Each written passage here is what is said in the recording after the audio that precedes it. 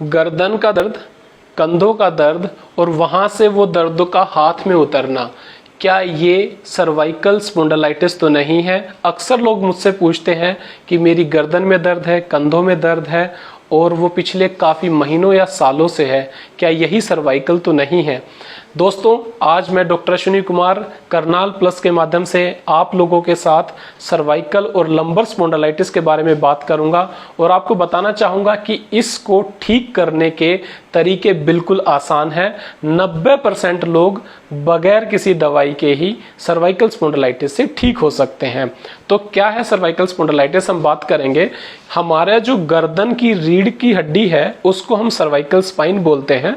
उसके अंदर हमारी हड्डियां होती हैं, उनके बीच के अंदर सॉफ्ट डिस्क, जिनको लोग मनके बोलते हैं, वो होता है और उन्हीं के बीच से पीछे से निकलती है बारीक नसें, जो कि हमारे हाथों को और नीचे के पोर्शन में हमारी टांगों को नर्व की सप्लाई देती हैं। इस तरह से हमारे गर्दन से जो नसें निकलती हैं वो C5, C6, C7, 8 ऐसे करके हमारी हाथों को सप्लाई करती है और ऐसे ही पैरों की तरफ नसें निकलती हैं।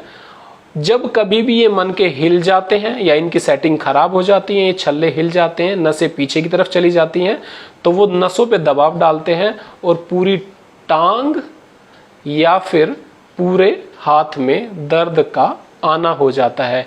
इसी बीमारी को कहा जाता है सर्वाइकल स्पॉन्डिलाइटिस और ये शायद ही कोई ऐसा आदमी हो जिसको जिंदगी में ना हो। हम सभी लोगों को कभी ना कभी कमर या गर्दन का दर्द हो ही जाता है। हर बार वो सर्वाइकल स्पॉन्डिलाइटिस नहीं हो सकता है वो मस्कुलर पेन भी हो। आखिरकार इस दर्द के होने के कारण क्या है?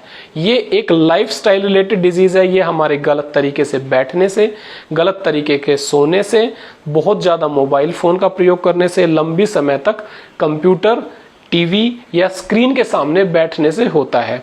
जब हम लंबे समय तक इनसे पे बैठते हैं तो हमारी गर्दन की मांसपेशियां तनाव में आ जाती हैं, हमारी नसों पे दबाव आ जाता है और ये बारीक छोटी छोटी नसें जो कि हमारी गर्दन से हाथों की तरफ जाती हैं, उनके ऊपर दबाव हो जाता है। अक्सर लोग क्या करते हैं कि वो लेट जाते हैं और रात को लंबे समय तक मोबाइल अपने हाथों में रखने की आज के ज़माने में एक ट्रेंड बन गया है। बंदे एक तकिए से जब काम नहीं चलता वो अपने हाथों में मोबाइल रखते हैं, उसको देखने की कोशिश करते हैं। एक तकिए से यदि काम नहीं लगता तो वो दो तकियों का इस्तेमाल करते हैं और इससे गर्दन का जो एंगल हमारे धड़ से जो मिलता है वो बढ़ जाता है और लंबे समय तक स्ट्रेस पड़ता है। ये जो एंगल है ये हमारा काफी बढ़ जाता है इस तरीके से लेटने से और सारी नसें जो हाथों की तरफ जा रही हैं, लोग अपने हाथों को ऊपर रखते हैं, मोबाइल को उठा के रखते हैं तो उस पर प्रेशर पड़ता है। इस वजह से ये एक दर्द बहुत कॉमन आज के ज़माने में हो गया है। दूसरी बात, बच्चे, बूढ़े या आम आदमी जो कंप्यूटर पे लगातार बैठ के काम करते हैं उससे भी ये दर्द बढ़ जाता है। इससे फिर बचने के तरीके क्या हैं? सबसे अच्छा तरीका बचने का ये है कि आप अपने गर्दन का पोस्चर हमेशा ठीक मेंटेन करें, तकिए 2 की बजाय 1 और मुलायम और पतला तकिया ही हमेशा यूज़ करें। चाहे आप करवट से सोएं या सीधे सोएं। कंप्यूटर पे काम करते हैं, स्टडीज करते हैं तो आप लोग 2 घंटे से ज़्यादा लगातार एक पोस्चर में बैठे हुए ना रहें। उसके लिए कुछ व्यायाम भी हैं जो मैं आपको बताना चाहूँगा। Isometric exercise. अपनी गर्दन के पीछे दोनों हाथ रखें, अपनी गर्दन के पीछे दोनों हाथ रखें इस तरीके से और जोर लगाएं। गर्दन को आगे की तरफ और हाथों को पीछे की तरफ। सामने रखें और गर्दन पे पीछे की तरफ जोर लगाएं। साइड में रखें, इस तरीके से जोर लगाएं, फिर इस तरफ रखें, इस तरीके से जोर लगाएं। ये एक्सरसाइज दिन में 2 या 3 बार और एक पोस्चर 10 बार तक आप कर सकते हैं। इससे आपकी मसल्स की जो टोन है वो ठीक हो जाती है, आपके जो मनकों की सेटिंग खराब हो गई थी वो ठीक हो जाती है और जिन लोगों को ये बीमारी बढ़ जाती है तो कभी कभी हाथों में दर्द नीचे तक उतरता है, सूनापन, झंझनाहट, रात में सोते सोते हाथों में ऐसा लगता है जैसे कि उनमें जान नहीं है, वो ढीले पड़ गए हैं, ये अक्सर देखने को मिलता है।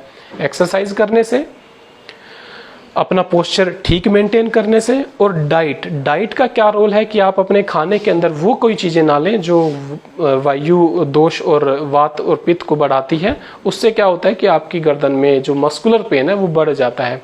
इस तरीके से हम लोग इस सर्वाइकल स्पॉन्डिलाइटिस की बीमारी से बच सकते हैं। कुछ लोगों में क्या होता है कि बीमारी बढ़ जाती है, एक्सरसाइज, फिजियोथेरेपी, डाइट कंट्रोल सब कुछ करने के बाद भी वो लोगों को आराम नहीं आता है। ऐसे सिनेरियो में नसों पे दबाव का ज़्यादा हो जाना है, तब हम लोगों को गर्दन के एक्सरे या कभी कभी पेशेंट्स का एमआरआई कराकर भी देखना पड़ता है। रेयर केसेस में कुछ लोगों की इसमें सर्जरी भी करनी पड़ी थी, मगर लेकिन सबसे अच्छा तरीका यही है कि आप लाइफस्टाइल को चेंज करेंगे तो ये बीमारी ठीक हो जाएगी। और मैं आज करनाल प्लस का धन्यवाद देना चाहता हूं कि उन्होंने एक ऐसा अच्छा प्लेटफॉर्म बनाया जिस पे हेल्थ रिलेटेड टिप्स आते हैं, और इस प्लेटफॉर्म के माध्यम से हम लोग अच्छे अच्छे टॉपिक्स आप लोगों के सामने लाते हैं। Thank you.